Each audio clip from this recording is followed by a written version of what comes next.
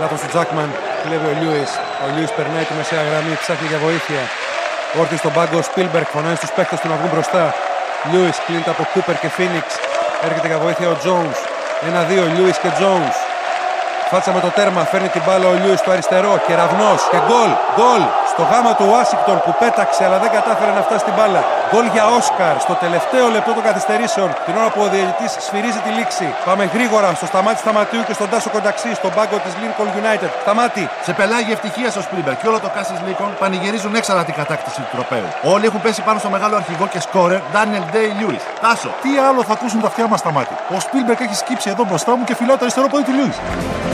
Περισσότερα όμως, καθώς και αναλυτικό ρεπορτάζ για την απονομή, την Κυριακή 24 Φεβρουαρίου. Από τα μεσάνυχτα και μέχρι τις 6 τα ξημερώματα της Δευτέρας, στη μαραθώνια ζωντανή μετάδοση των τελικών των Όσκαρ από τον Σέντερ 103,3 και την εκπομπή Cinemac για συνεφίλαρος τους.